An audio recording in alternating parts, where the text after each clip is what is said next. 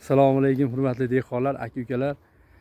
Ana biz bugun 2025-yil 22-iyun Andijon viloyati Buloqboshi tumanidagi chorvachilik fermer xo'jaligida dalasiga ekilgan 8 gektarlik dala maydonida silos uchun ekilgan makka urug'imizni holatini ko'rgan kelsak, kutilmaganda dehqon akamizni mana shu yerda uchratib qoldik. Mana Xushnudbek aka, Hormon aka, assalomu alaykum. Assalomu alaykum. Yaxshimisizlar? Charchamayapsizmi aka? Salomatchilar yaxshimi aka? Qanday aka, dehqonchilar yaxshimi aka? Xudoga shukr, bu yil zo'r. Ko'ngildagidek o'tgan yili qurt tushib ketib qolib yaxshi hosil ola olmagandik. Bu yil asha akamiz urug' beruvdi, ekib tavakkal qiluvdik. Xudoga shukr, mana hali yetilishiga bir 20 kun bor. Holatni o'zingizlar ko'ryapsizlar. Go'zal holatda mana o'zi oldi. Har bittasi mana o'zi ikkitadan tugishni boshladi. 15-20 kunda pishib qolsa kerak xolos. Aka, qaysi oyda qaysi chizloda ekkansiz aka buni? Aprelda boshida ekkan edik. Xudo xolasa aprel, iyun, may, iyun 20sida. Yaxshi. Xudo xolasa endi bitta narsani plan qilib turibmiz. Xudo xolasa mo iyulda 10-15larga o'rib turib, ikkinchisiga ekib borishga harakat qilyapmiz aka, xudo xolasa. Xudo xolasa. Ana bultir yili shu ulgurib qolamiz deb xudo xolasa. Endi hozir ko'pchilik hali chorvachilik asnosida chorvachilikda yem, o't hashak taqsirligi hamma joyda bor. Yerdan unumli foydalanmasa, yem hashak yetmay qoladi. Shuning uchun xudo xolasa bemalol yetadi, o'z ehtiyojidan tashqari kerak bo'lsa, xudo xolasa tashqariga sotuvga ham yetadigan holatda bo'lyapti aka, hosil xudo xolasa. Xudo xolasa sotmasak ham shu o'zimizga yil bo'yi, keyingi yilgacha yetadigan qilib xudo xolasa qilmoqchimiz. Tanalarni ko'ringlar mana. Ketmon sotgan bo'lib ketdi, xudo xolasa. Bo'lib ketgan mana. Qo'lim mana. Aka, necha marta dori solib, necha marta suv qo'ydingiz? 2 marta dori soldik, 3 marta suv qo'ydik. 3 marta suv qo'ydik. Akalar, bu oldingi videolarda ham ma'lumotini berganmiz.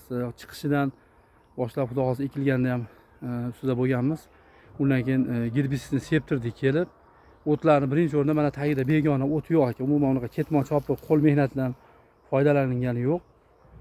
Xudo xolasa mana tanasi yo'q. Bitta kamchiligi bu yerda to'g'risi prostoyroq selkada ekib qolingan, shuning hisobiga makka orasi razmeri notekis holatda bo'lgan. Shuning uchun ba'zi birlar ingichka yagona qilinmagan, ozgina silaylash kerak edi. Silos uchun to'g'risi bunga nima qilmadi, tegilmadi. Agar shu holat aka, suvsizlikka chidamli issiq joylarda, toshloq joylarda ham yaxshi natija beryapti. Endi bundan oldingi yillarda ham natijasi zo'r bo'lgan. Xudo xohlasa bu yilda havo isib ketyapti, mana anomali issiq bo'lyapti. Shuni hisobiga ko'p urug'lar, ko'p navlar odam bo'yi bo'lib 1,5-2 metrdan antena chiqarib olib o'smay qolyapti. Bu degani kerak bo'lsa 25-30 tonnadan ham oshmayapti hosildorlik. Xudo xolasa endi 90 tonna, 100 tonna deb osmon o'par yo'q narsani gapirmaymiz. 70-80 tonna, 60 tonnadir silos beradi. Bemalol 10 pretsepdan sodda qilib aytganda silos beradi. Suvsizlikka chidamli, asosiysi dangasi odam ishi ortiqcha bir mehnat talab qilmaydi. Qarovsiz qolib ketgan taqdirda ham stressga tushmaydi. Bemalol o'zini holatini tikkala oladigan urug'imiz. Xudo xolasa telefon nomerlarini qoldiramiz. Qiziqqanlar bo'lsa aloqaga chiqsin. Ximikatlar bo'yicha, gerbisidlar bo'yicha O'zbekiston bo'ylab dastlabki xizmati bor, yetkazib beriladi. Ekishdan boshlab to oxirigacha dehqonlar bilan aloqada maslahatlashgan holda agrotexnika tadbirlari olib boriladi. Mana xudo xolasa holati yaxshi. Bu hali bu to'xtab qolmaydi, hali davom etyapti. O'sishda davom etyapti. Buni yana ham nima deydi, yuqori hosil olish, natijasini yuqorilashtirishda yana bitta sababi ekkanda mana ko'pchilik akalarimiz endi o'rgatish hojati yo'q. 200 kilodan 250 kilodan amofos mineral o'g'itlar bilan ekiladi. Bu hech qanaqa o'g'it bilan ekilgan emas. 250 kilodan karbamid, ikkinchisiga sulfat ammoniy dorisini soldik. Xudo xolasa mana natijasini ko'ryapsizlar, zo'r bo'lib turibdi. Silos uchun takroriy ekinga ham yaxshi. Asosiysi boshqa navlar suvsiz bo'lib qolsa, boshqa holatlarda bo'y bermayapti, qatib qolyapti. Buni bitta afzalligi qovjirab qolsin, boshqa bo'lsin, lekin dori soling, suv qo'ying, o'zini holatini tikkala oladi. Biz hali chekkadan dalani chetidan oldik, mana betapoyada yurgan holatda video qilyapmiz. Ichlari, narigi tomonlari bundan ham baland. Katta yo'lni bo'yidan to'g'risi biz ko'rib keldik. Hozir 300 metr, 200 metr katta yo'lni yoqasidan uzoqdan ko'rinyapti. 4 metr xotirjam.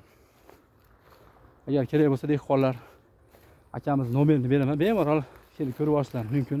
Hali ko'pchilik qanaqa urug' eksamikin, nima qilsamikin deb to'g'risi ikkilanish bo'ladi.